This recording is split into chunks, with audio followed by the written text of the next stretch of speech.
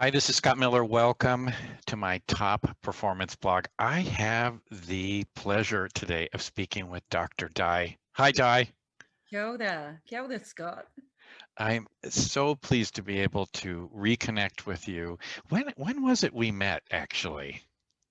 Well, probably in 2015 when I'd moved to Gisborne as a consultant psychiatrist. Yeah, that's when we met through training.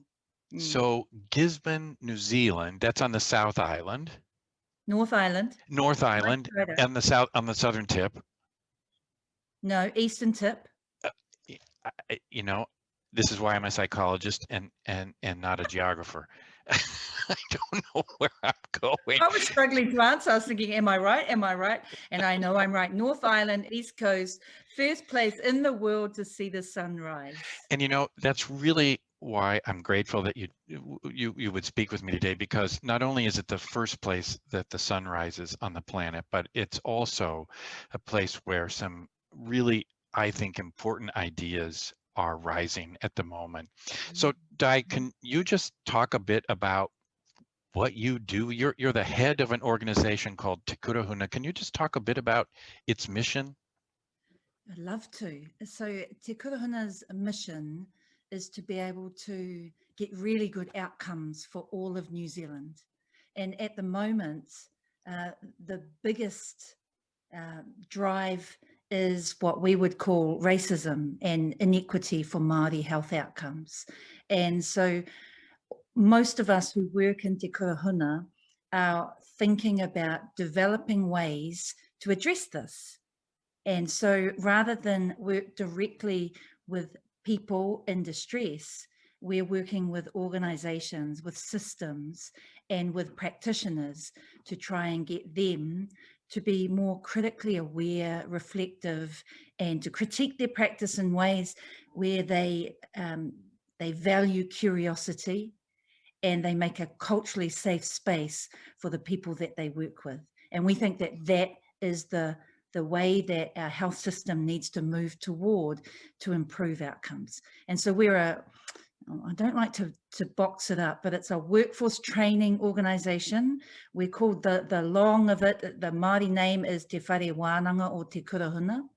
And we are a limited liability company, and we work with mainly Māori organisations who want to work with us. Right.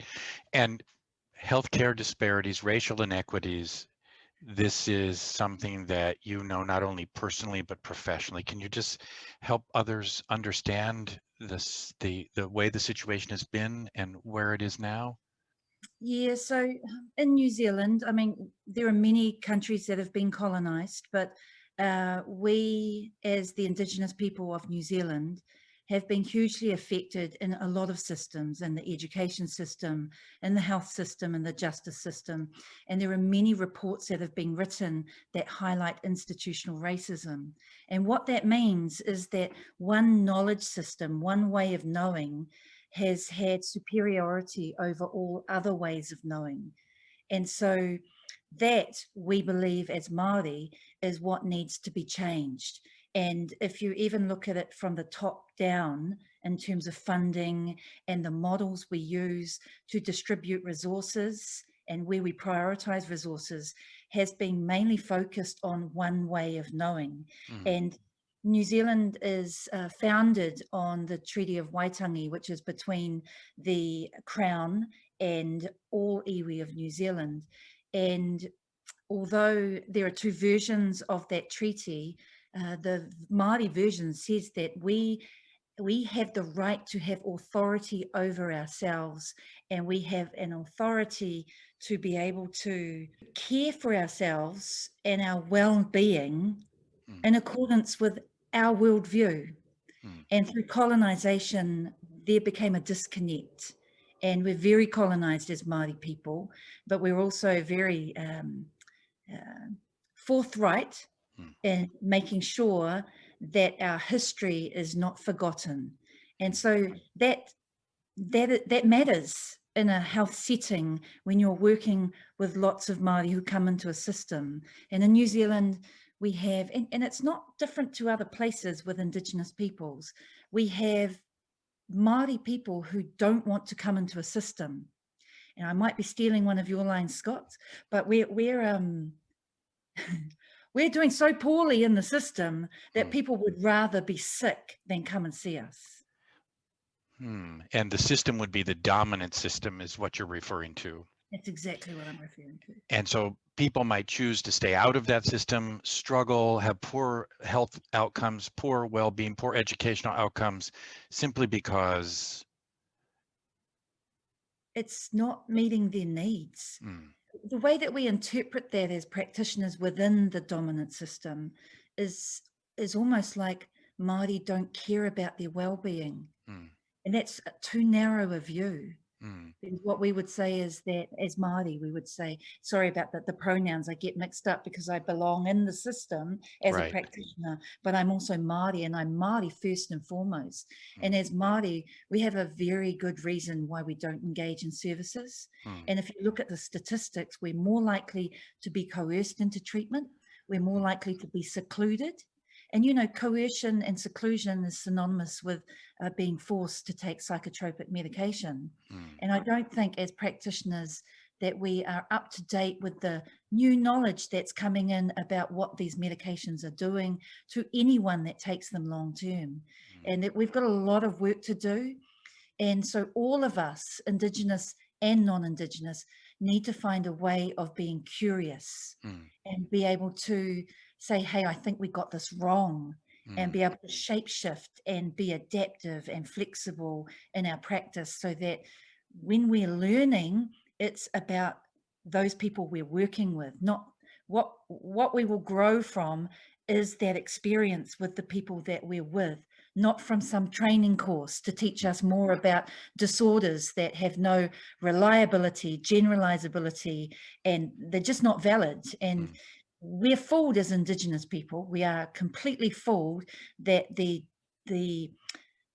classification system that we use, which is the DSM and the DSM mainly here, we use that as though it's scientific and valid, and we want to spread, Te Kurahuna wants to spread a new message, which is we must reconceptualize distress and concerning behavior in a more meaningful way that's consistent with our cultural worldview.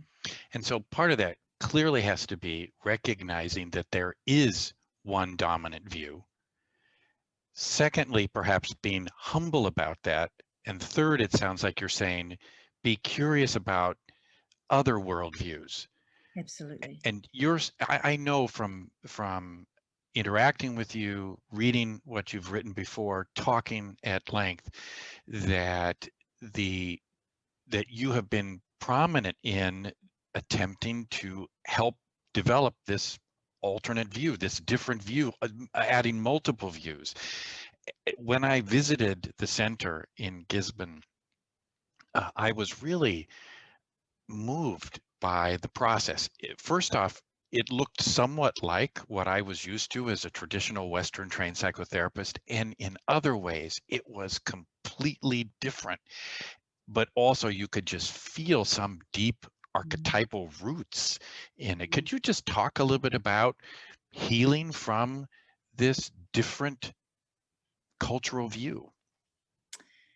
Yeah, first though, a preamble that there are so many before me in Indigenous pockets of the world where there have been people who have been fighting for our traditional, our spiritual ways of knowing to matter in our society, in today's society.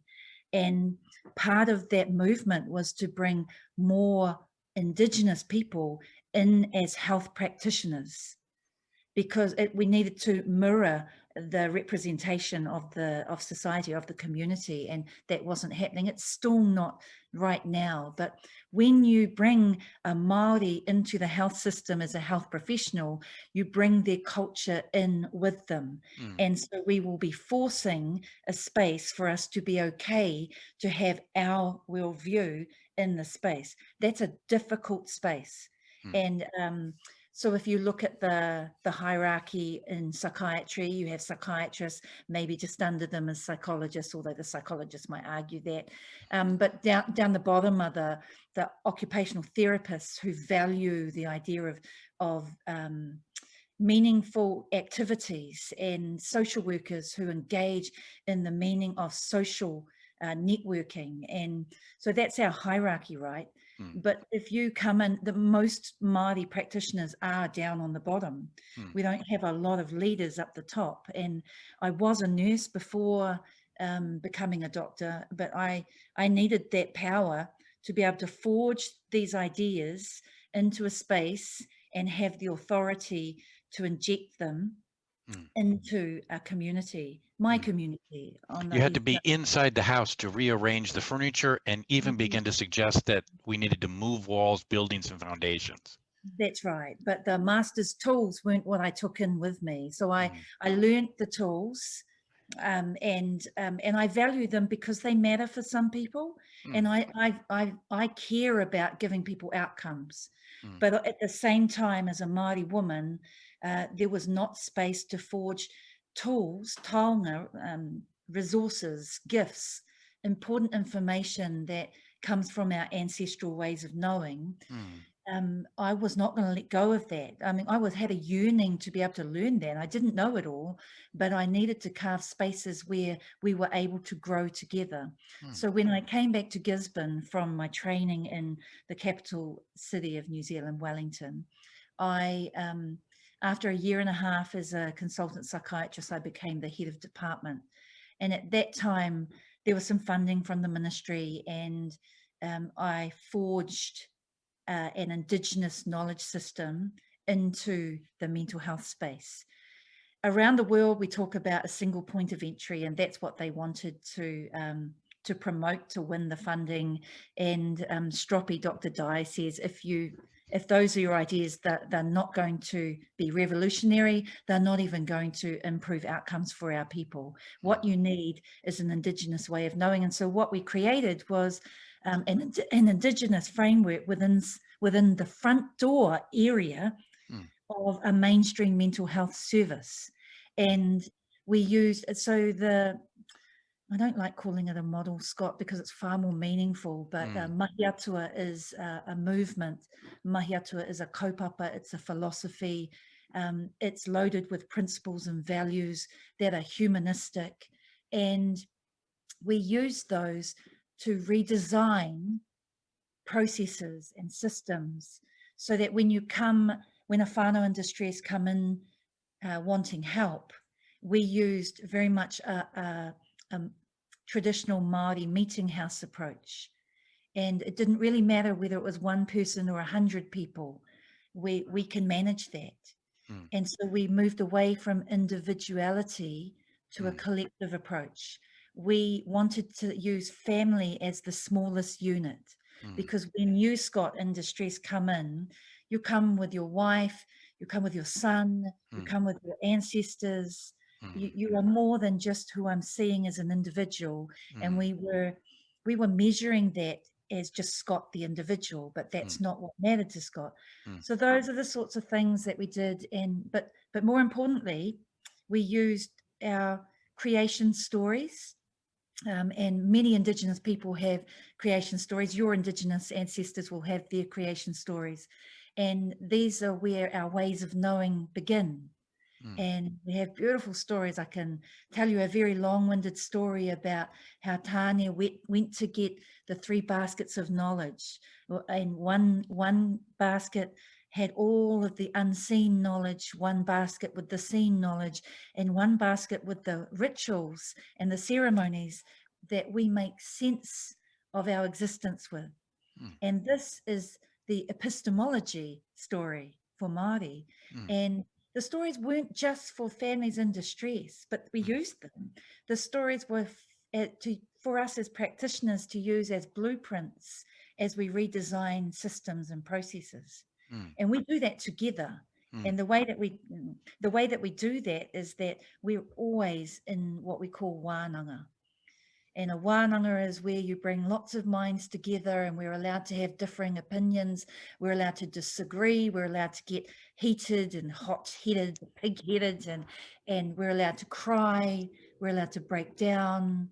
And we remember what it's like to be a colonized Indigenous person trying to liberate ourselves. And that doesn't come through someone else's ways of knowing that actually we're part of the colonized tool. Mm. It requires us to go back to our ancestral ways. And I want to cry just talking about it. It makes I us feel think back. and I feel moved, the whole thing, and this is what I experienced when I was there. Right from the outset, the whole process of people coming in was completely different than the way I was trained. It wasn't an intake of one person. There was, as you say, this whole process of bringing everybody who mattered into the space, making it connect with what was important culturally in a familial way for people. It was an amazing experience, actually. So reconnecting with these creation stories, and help me understand the meaning of healing then, from in that space. Well, for me, so we have a traditional way of understanding oranga, so well-being, and so when we're talking about healing, I find it really difficult, Scott, because we've had all of our healers, well, not all of them, but healers were wiped from our understanding. Our traditional healers, our knowledge keepers, our storytellers, our carvers, our traditional tattoo artists, that was all part of a society. So when you're looking at healing, we're looking at reinstating our society.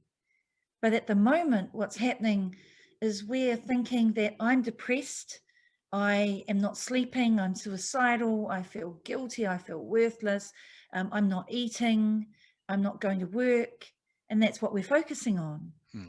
But I'm 53, I've had a lifetime of watching how my family are treated in a society that doesn't value being Maori. And although individuals might disagree with that, society prioritizes one way of knowing, one way of existing, and being Māori is a nice to know. And so healing is about reconnecting, reimagining, remembering, and valuing who we were. And from that, we gain value in who we are. And not surprisingly, then a sense of well-being would be able to flourish. Absolutely.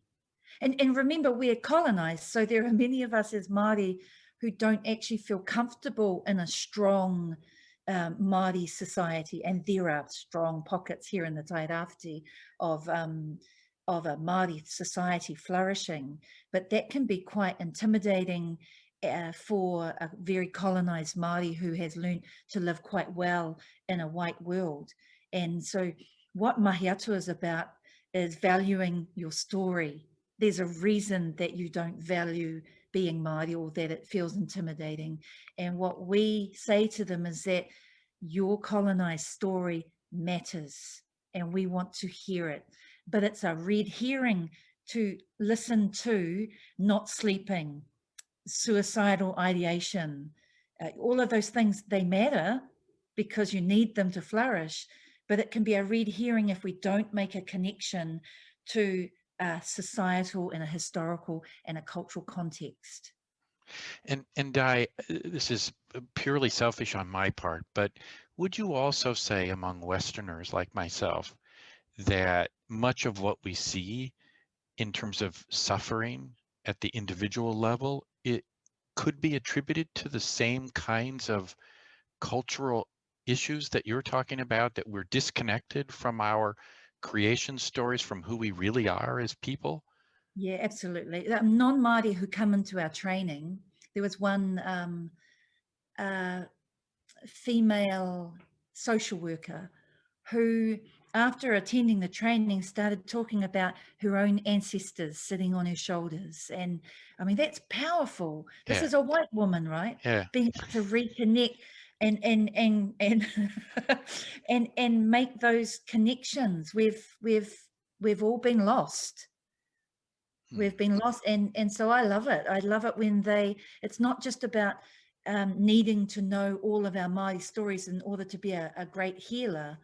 What we have to know is what we value and our way of being in the therapeutic space, and what we give value to outside of that healing space, so in our personal lives, is going to impact that person in front of you that's requiring healing. And if you don't have those historical links, and if you don't know that you've been trained by a racist curriculum, and that's infiltrated your mind, and therefore you're perpetuating racism in that space, if you don't understand that, then we're in trouble as Indigenous people.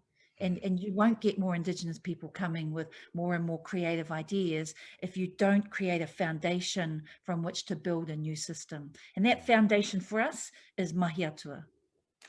And so I've heard you several times in the process of this, Di, mention outcomes, that you're interested in outcomes. And so talk to me just a moment about where does fit into all of this?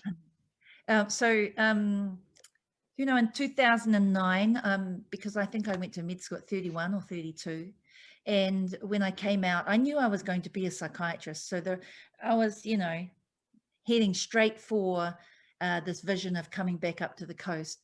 It was 2009, and I was in Porirua, which is a city near the capital city of New Zealand. And I was on a registrar placement, so training to be a psychiatrist. And I met this young man, Ewan Shakard, and he and their team had these forms on the doors. And they were just, you know, just sitting there. No one talked about them. So I got curious. I picked them up, thought, I'm not sure what they are. And then they had a team training where Ewan took everyone through them and how you might introduce them. And that was part of my introduction to FIT. But the moving part for me was when Ewan and I had a shared client, whānau. And Pākehā young girl, and Ewan couldn't attend. So I said, I'm happy to go in by myself. And went in, and she wanted to give it to me about all the things that Ewan wasn't doing. She wasn't happy with him.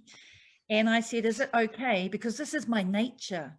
I'm transparent. And if there's negative feedback that we could learn from, I've always valued that. But not many people around me valued it. When I talked to Ewan, I said, oh, she had some things to say about you. He looked so curious, so open. And I know, you sure? And he said, yes, please tell me. And I believed him. And he was awesome. His response back to me was, oh, he was thinking, you could tell in his mind, he was thinking about what he could do to improve her experience, not validate his reason for being the way he was being.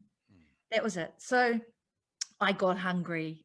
I didn't ask I didn't ask anyone for money or training days. I got curious. I paid, actually, I think it was 3 months free access to one of the platforms, and I used it for everyone I saw.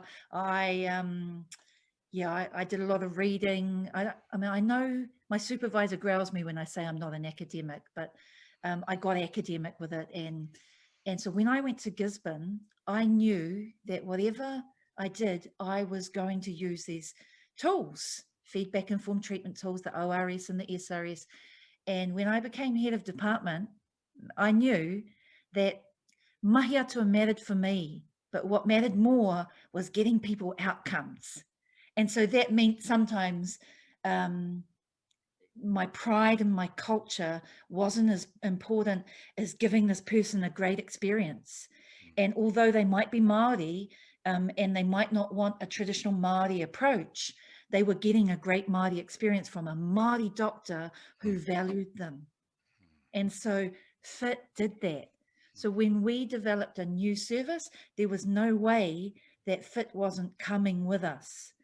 Now, Mahi Atua is the platform, the foundation, and we have 3 principles. Indigenize the space you occupy, remain an active learner, and embrace negative feedback to improve our collective potential. And that 3rd principle aligns so well.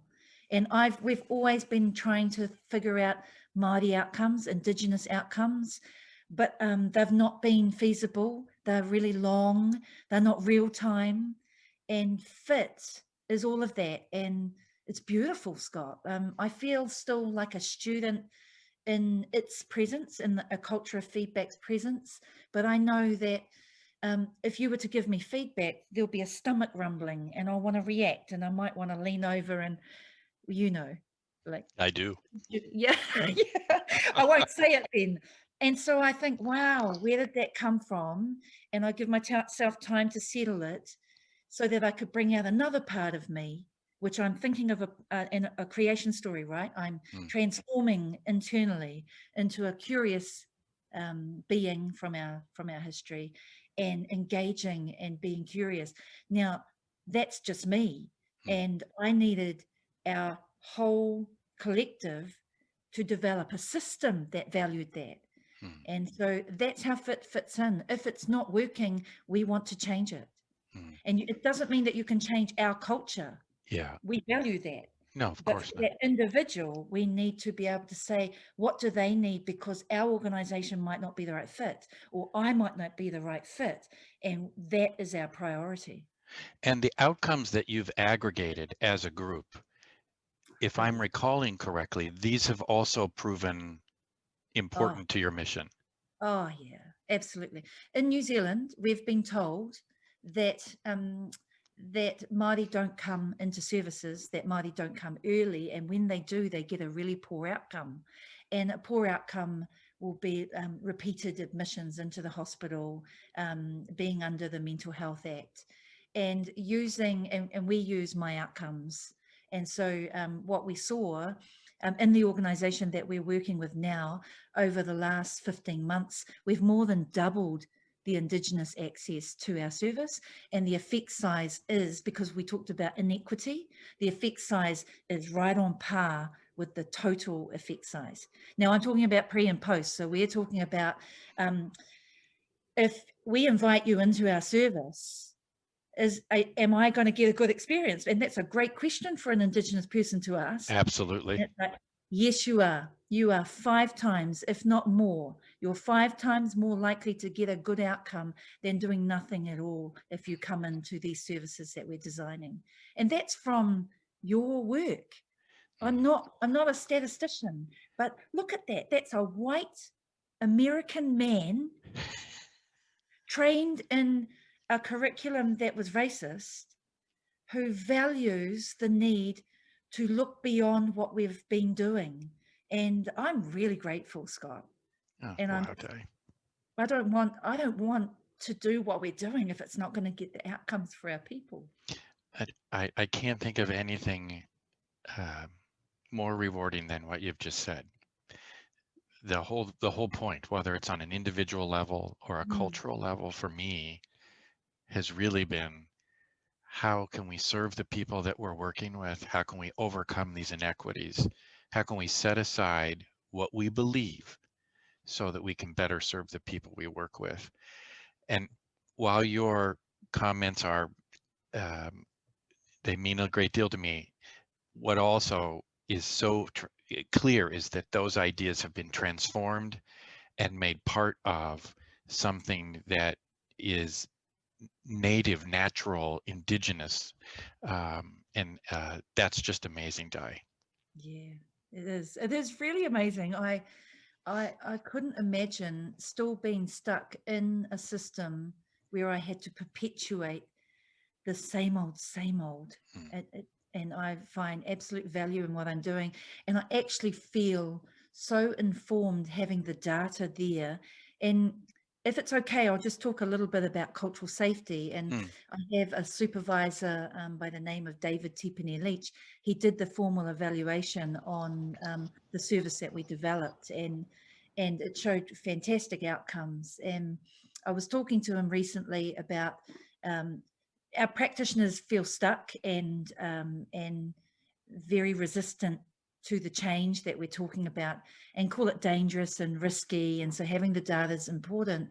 And we have unions who now represent individual practitioners who want to maintain status quo. And so when we're looking at that, we're thinking there's this disconnect between this concept of cultural safety is now actually a professional standard.